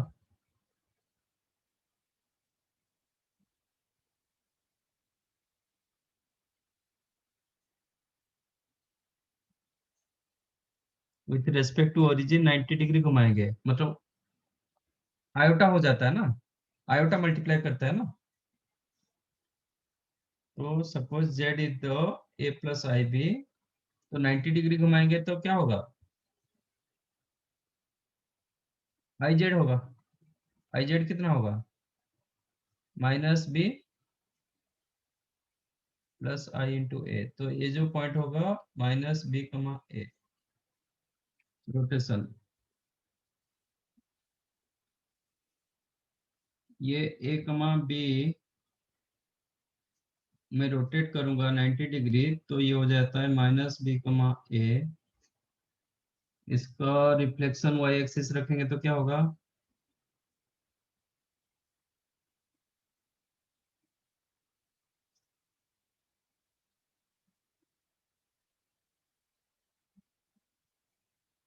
माइनस वाई एक्सिस में रिफ्लेक्शन होता है तो क्या चेंज हो रहा है? एक्स चेंज होगा। इसका reflection y axis minus B comma minus नहीं, एक्स चेंज होगा, बी कमा ए होगा।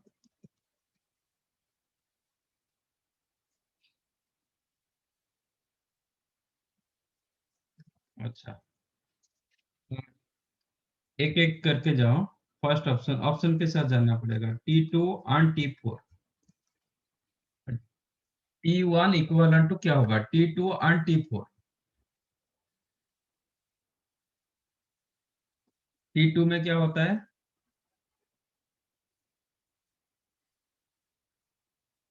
रोटेशन अबाउट रोटेशन हो जाता है। तो आपका ए कमा बी T2 में क्या हो गया? माइनस बी कमा ए, करेक्ट। ए कमा बी जब 90 डिग्री रोटेट किया तो माइनस बी कमा ए हुआ। देन T4 में एक्स एक्सिस का reflection with respect to x axis reflection होगा। जब एक्स एक्सिस का रिफ्लेक्शन होता है ना, एक्स का वैल्यू सेम होता है, वाई का वैल्यू चेंज हो जाता है। तो ये हो जाएगा minus B comma minus A, जो नहीं मिला। फर्स्ट वन नहीं है। Then come to second option. Second option में क्या दिया गया? T2 और T3।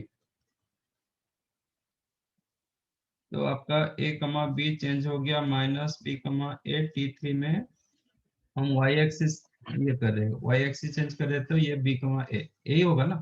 आ गया? समझा? हाँ सर समझा।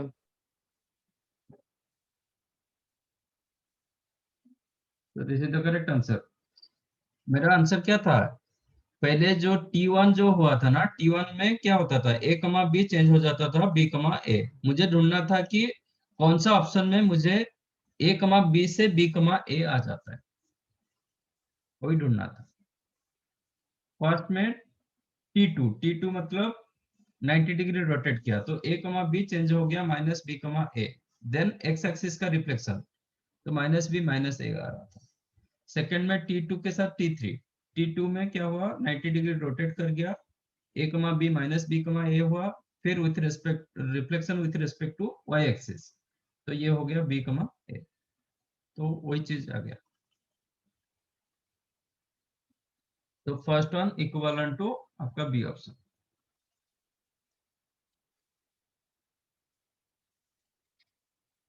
Nine A complex number z is such that argument of z minus 1 upon z is the pi by 3.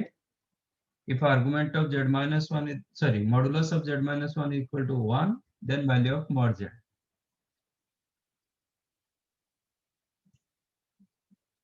इसमें क्या प्रॉब्लम हुआ? Mod of z minus 1 equal to 1 मतलब क्या है?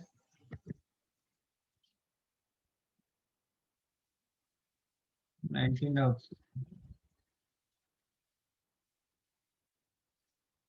mod of z minus 1 is equal to 1 का मतलब क्या है?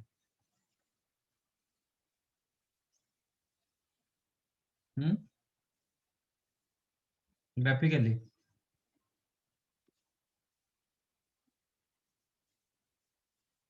with a circle center centre 1 radius 1। Radius centre 1 कमा 0 रेडियस 1, इसका मतलब 1 कमा 0 कहाँ पे है? एक्स एक्सिस के ऊपर है, तो ये जो पॉइंट होगा ये आपका रहेगा 0,0 और ये जो पॉइंट होगा ये 2,0। हमें करेक्ट? अच्छा, अभी z आपका ये सर्कल के ऊपर कहीं पे भी हो सकता है, ठीक है, एक कर्व के ऊपर कहीं पे भी z। और एक क्या कंडीशन दिया गया, argument of z minus 1 upon z is the pi by 3।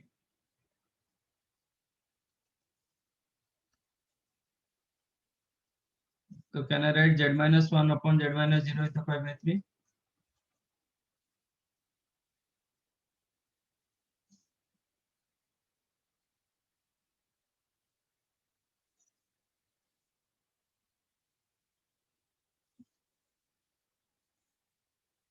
कि नहीं?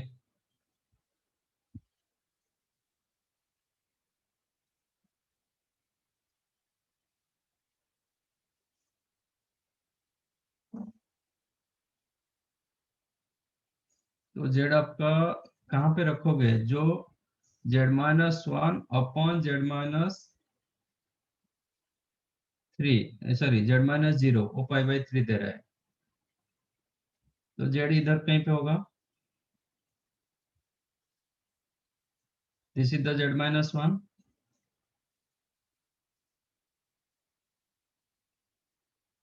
ये z minus 0, इसका आर्गुमेंट आपको क्या दिया गया, pi by 3 दिया गया, ओके। और ये आपका 1, क्या पूछा है, देन मॉड z कितना होगा, मॉड z मतलब ए डिस्टेंस कितना होगा, समझ में आया? मॉड z मतलब ए डिस्टेंस कितना होगा। तो मैं वो ट्रायंगल को इधर रखता हूँ, ये आपका z, ये आपका 1,0, ये आपका 0,0, ये प्रॉपर रोटेशन के हिसाब से ये दिया मिला pi by 3, ये डिस्टेंस 1 दिया गया, मुझे ये डिस्टेंस चाहिए।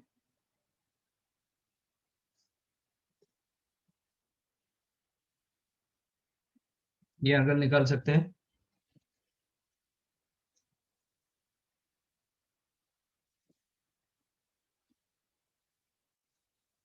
सर पूरा इक्विलैटरल होगा ना ट्रायंगल? इक्विलैटरल, सर वो दोनों रेडियस है हाँ, तो ये रेडियस ये भी रेडियस, तो ये pi by 3 होगा तो ये भी pi by 3 होगा, तो ये भी pi by 3 हो जाएगा, तो ये क्या हो जाएगा, 1 हो जाएगा।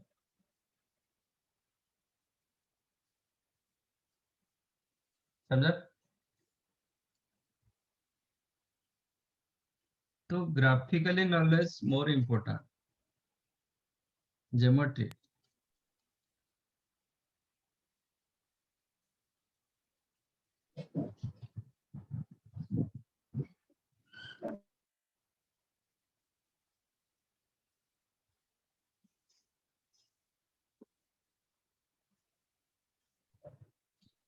Anything else?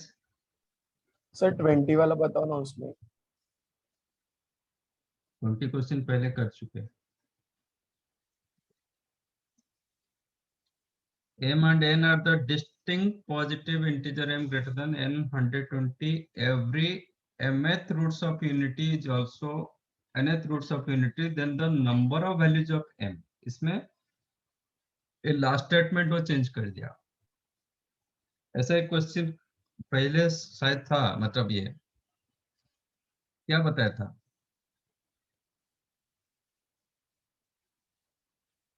आप कोई भी 120 का फैक्टर ले जाओ, प्रॉपर फैक्टर ले लो, तो दोनों में कॉमन रूट्स होता है। ये मुझे लग रहा है ये मैंने पहले एक्सप्लेन किया था।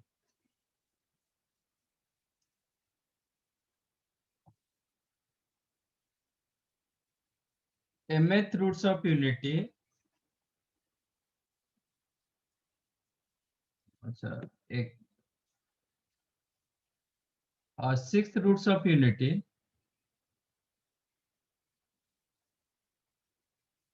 and 4th roots of unity, इसमें कॉमन रूट्स कितने होंगे?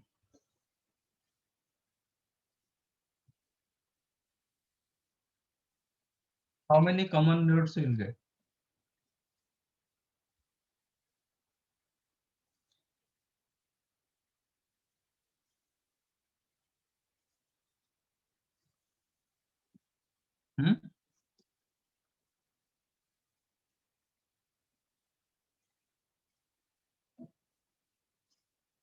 Yes, number of common roots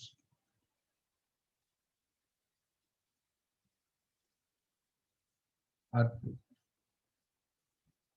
6th roots of unity and 3rd root of unity, number of common roots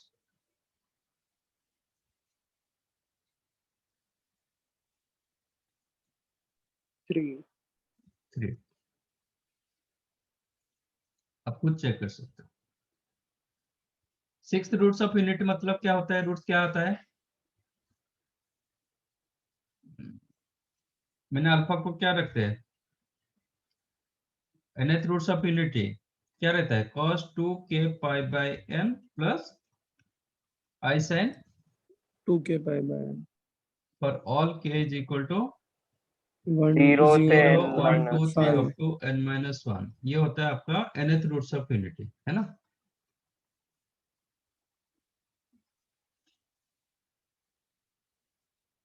तो 6th रूट्स ऑफ यूनिटी क्या होगा? 5 तक होगा। तो सिर्फ आप एंगल चेक करो। तरफ रूट्स ऑफ यूनिट के लिए आपका क्या हो जाएगा? cos 2k pi by 6 plus I sin 2k pi by 6 for all k is equal to 0 1 2 3 up to 5।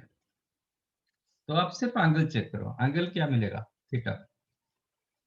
k की जगह 0 डालेंगे तो 0 मिलेगा, 1 डालेंगे तो क्या होगा? Pi by 3। आपका टोटल सर्कल 6 इक्वल पार्ट्स में कन्वर्ट हो रहा है। Pi by 3, then 2 pi by 3, 3 pi by 3, 4 pi by 3, 5 pi by 3, that's it. समझा? फोर्थ रूट्स ऑफ यूनिटी क्या मिलता है? cos 2k pi by 4 plus I sin 2k pi by 4 for k is equal to 0 1 2 3। तो क्या क्या angle मिलेगा? 0 pi by 2 5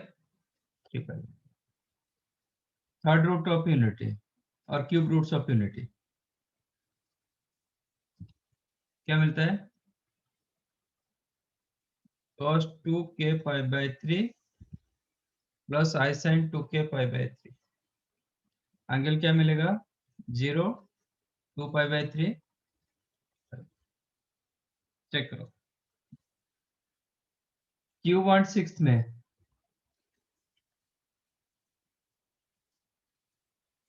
common,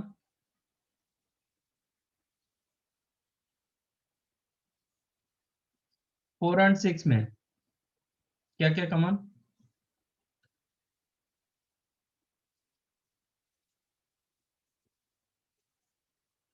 समझा? Same same root मिलेगा ना, एंगल जब इक्वल हो जाएगा तो सेम रूट होगा ना दोनों में। तो व्हाट यू कंक्लूड हियर, इसमें 2 क्यों हुआ, इसमें 3 क्यों हुआ?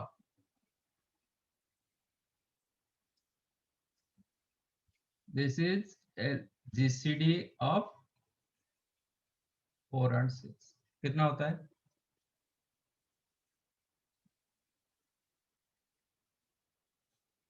फोर सिक्स का GCD क्या होता है? 2 3 6 का GCD क्या होता है? 3 So this is the logic.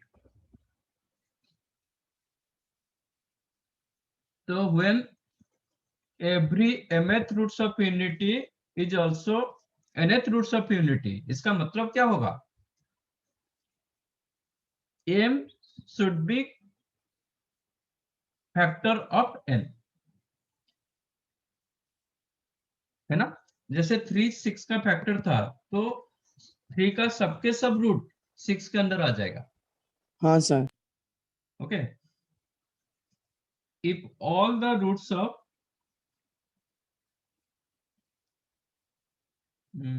if mth roots of unity, तो ये नोट कर सकते हो,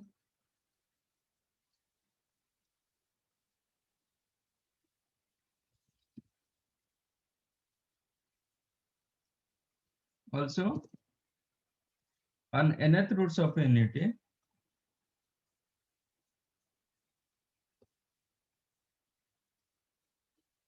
implies what?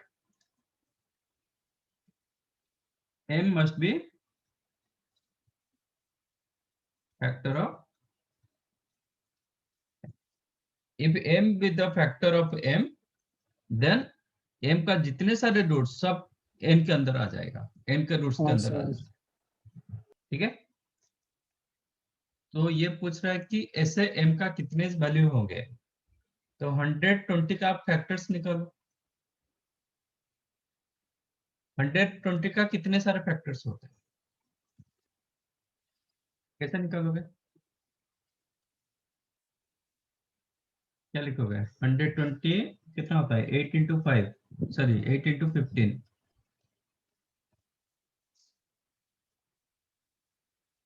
ठीक है? तो नंबर ऑफ डिवाइजर्स कितना होगा?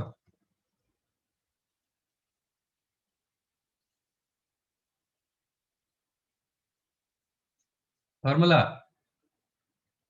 4 into 2 into 2 4 into 2 into 2, 16 divisors. Okay, m greater than 1 दिया गया, ये जो नंबर ऑफ डिवाइजर्स में 1 भी इंक्लूड है, आज m ग्रेटर देन 1 तो एक कम हो जाएगा। Also on nth roots of unity, तो क्या आंसर होगा? मतलब mn इक्वल भी नहीं होना चाहिए क्योंकि m and n are distinct positive दिया गया, and m is not equal to n। इसमें जो आउट ऑफ 16 रूट्स एक 1 रहता है, एक 120 भी रहता है, ठीक है? वो दोनों निकालना पड़ेगा, मतलब एक्सक्लूड करना पड़ेगा, तो 16 माइनस 2 14 होगा आंसर। समझा सर। मतलब एक केस में आपको नंबर ऑफ प्रॉपर डिवाइजर्स निकालना है, और ये जो फॉर्मूला था नंबर ऑफ डिवाइजर्स के लिए। तो क्लियरली मेंशन किया गया कि m ग्रेटर देन 1। इसमें जो 16 डिवाइजर्स आता है ना, 16 डिवाइजर में 1 भी इंक्लूड होता है, 120 भी इंक्लूड होता है, मतलब नंबर इटसेल्फ एंड 1। बट वो दोनों को माइनस करने के लिए बोल रहे हैं, क्योंकि m एंड n डिस्टिंक्ट, इसलिए m इक्वल टू n नहीं होगा। वो एक ऑप्शन हट गया, मतलब एक केस हट गया। एंड m ग्रेटर देन 1, तो 1 वाला भी हट गया, तो 16 minus 2, 14 cases. So there are 14 values of m. ऐसा एक क्वेश्चन था, एग्जैक्ट क्वेश्चन था, ये लास्ट स्टेटमेंट नहीं था। वो था क्यों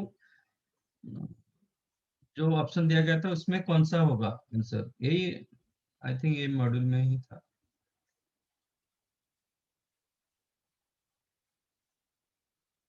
क्या लग रहा है, was it in 3A? 3A में था क्या?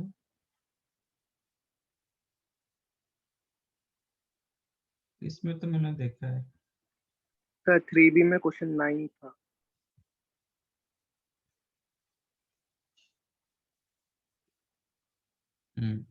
इधर hence the GCD, इसका आंसर क्या था, m था। सेम क्वेश्चन, सिर्फ लास्ट स्टेटमेंट चेंज किया था।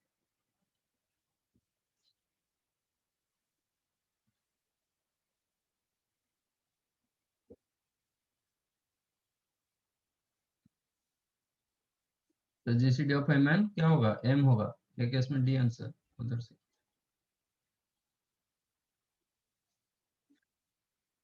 डन। सर बस क्वेश्चन 13 एक लास्ट बस। हाँ सर 13 वाला मैंने। इसमें 3C। हाँ सर 3C वाला।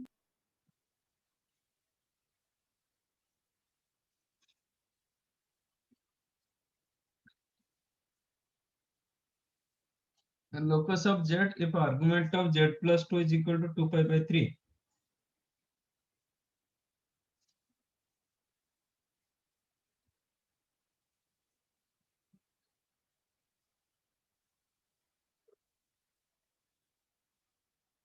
ये तो मैंने क्लास में बताया था, सी होगा।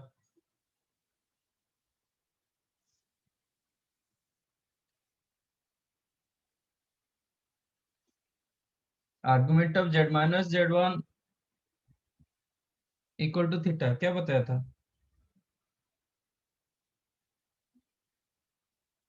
Argument of z minus z1 equal to theta क्या था?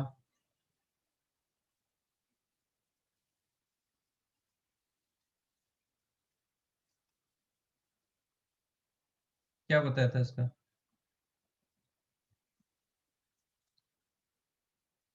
नहीं, ये डी, ये क्या दिया गया, सी क्या दिया गया, यूनिट डायरेक्शनल रे विदाउट इट्स इनिशियल। नहीं, इनिशियल पॉइंट इसका रहेगा ना -2। नन ऑफ दिस होगा। देखो ना आंसर क्या है। सर वो अनडायरेक्शनल वाला ही दिया है। इसका इनिशियल पॉइंट तो रहेगा ना, -2 से स्टार्ट होगा वो। Argument of z equal theta क्या था?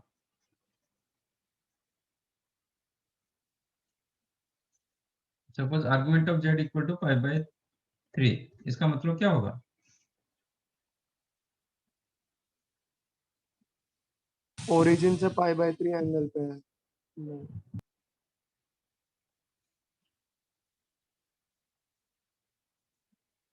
तो z इधर कहीं पे भी हो सकता है। अच्छा, z कहीं पे हो सकता है, बट ओरिजिन से उसको ज्वाइन करेंगे तो क्या होगा, π/3 आएगा। तो z इस एक सेगमेंट के ऊपर कहीं पे भी हो सकता है, सॉरी नॉट सेगमेंट, ए रे के ऊपर कहीं पे भी हो सकता है। इसको स्ट्रेच नहीं कर पाएंगे। हाँ, 0 पर लेकिन नहीं होगा ना, z 0 पर नहीं होगा, करेक्ट है। 0 से स्टार्ट ये होगा, बट z 0 पर नहीं आ पाएगा। आ पाएगा क्या? नहीं आ पाएगा सर, इसीलिए इनिशियल पॉइंट हाँ, मतलब वो नहीं बोला है ना। नहीं है, करेक्ट। हाँ z 0 सर। पर नहीं होता है ना, z 0 पर होगा तो अनडिफाइंड हो जाता है। हाँ सर π/3 एंगल ही नहीं बना। हाँ, तो वही करेक्ट है, मतलब वो ठीक है। -2 से एक्चुअली स्टार्ट होगा, आप देखोगे तो -2 से स्टार्ट होगा, बट एग्जैक्ट -2 पर आप जेड रख नहीं पाओगे। जेड को एग्जैक्ट, यहाँ पे जैसे हम एग्जैक्ट ओरिजिन पर जेड को रख नहीं पाएंगे, यहाँ पे जेड रखोगे तो इसका डायरेक्शन नहीं होता है ना, पॉइंट ही हो जाता है, तो डायरेक्शन नहीं मिलता है, अनडिफाइंड होता है। लाइक दैट उसमें -2 से मतलब उधर से स्टार्ट होगा, बट वो पॉइंट डिफाइंड नहीं होगा, एग्जैक्ट पॉइंट जेड -2 पर नहीं होगा। तो सी द करेक्ट आंसर। समझा कि नहीं? समझा सर।